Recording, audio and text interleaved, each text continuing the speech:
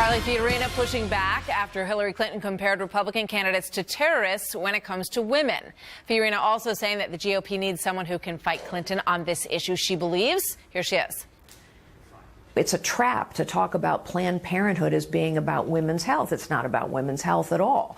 So the landscape has changed, but make no mistake, the Democrats are going to play this card over and over again, which is why we have to have a nominee who is unafraid to push back on every single one of these outrageous charges. They will level them.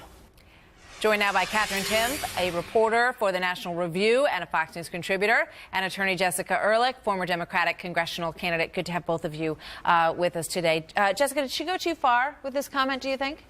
I don't think so at all. I mean, we've seen rhetoric flying on both sides already so far. I mean, whether it's on the economy. Do you think it's okay to compare the GOP candidates to terrorists? No, I mean, but I don't think it's okay to always compare Democrats to socialists and everything else and communists. I mean, these things go on all the time. And I don't think in her remarks that she was saying specifically like, oh, yes, someone is going after them. But she was saying that their mindset and the frame and the way that they're looking at women is sort of in that same way of keeping women down and keeping them behind. So the way that the GOP candidates talk about and treat women is comparable to terrorists who rape and mutilate and destroy the lives of women in the Middle East? Well, I don't think she's going that far, but certainly she was saying then that what was she talking about? She was specifically referring to the fact that they're trying to do away with exceptions for people who have been raped. So there is a correlation there between getting rid of the exception in the law that currently exists for women to be able to have abortions who have been raped, and with what's going on in the rhetoric that's coming out of the party right now. How can you say that? How are they even comparable at all? Different, wanting to move things private, having different views on abortion. They actually think it's okay to not just maybe not have the exception for rape, but to actually rape women, to sell women into sex slavery, to kill women, and like you said, cut up their body. That is a completely different mindset than being pro-life. There's nothing at all similar about that. This was a totally unfair comment. I'm personally insulted that she would think anybody would believe it. I don't know how anybody could defend her on this. I think I mean, obviously it was a planned comment. It was, a teleprompter comment. It was part of the discussion that she was having that day. And it also, I mean, it clearly signals, Jessica, the war on women was a big positive for Democrats in the last election. Maybe not so much in 2014, as Carly Fiorina pointed out earlier, but it worked for them in the last presidential election. Is it a sign of desperation that she's going there again? And do you think it can still work?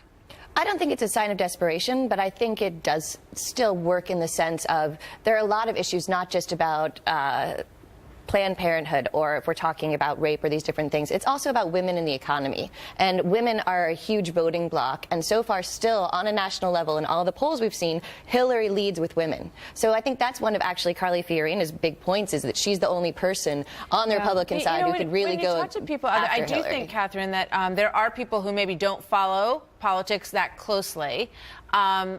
That's sort of the first thing off the top of their mind. If you say, well, who do you like? What are you interested in? When you look at 2016, they say, well, I don't want anyone that's going to mess with, with women's rights in any way. That's a big factor for a lot of women. So she's tapping into that here. It's so foolish to compare women's rights with whether or not you support Planned Parenthood, and I really like Carly Fiorina for pointing that out, and then taking it 9 million steps further by comparing it to terrorism.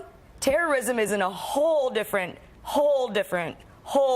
camp. Yeah, but stick with the question about whether or not it works politically, because I think that they're betting that it does. And I think what Jessica is saying is that it's a trigger for a lot of women. They hear those buzzwords, women's health, that Carly Fiorina referred to, and it works for a lot of women. It's unfortunate. Privatizing birth control is a lot different than taking birth control away. They say we're going to take your birth control away. No one's saying they want to actually take birth control away or end birth control. So it has worked to an extent with this brand of Republicans being totally anti-woman just because they have different solutions and they're pro-life. Well, it's an economic issue, because if you take it away and make it private, there are people who can't afford that. So then they're the people who get stuck once again in this trap where they can't work, they can't get to the jobs they need to feed their children, and they continue to be stuck in this sort of system where if you can't afford birth control and you can't afford the health care that you need, very cheap. It's very, very cheap. And for people who are making almost no money, $20 is, whether that's food for your family and for yourself or for your gas to get to your job that you need, or birth control. But you know what? This is good. Because that's what the debate's going to be, and that's exactly where the angle's going to come from. So something to watch. Thank you very much, Jessica and Katherine. Great to see you both. Greg? All right, let's go to Patty Ann Brown standing by for what's happening now. Patty Ann?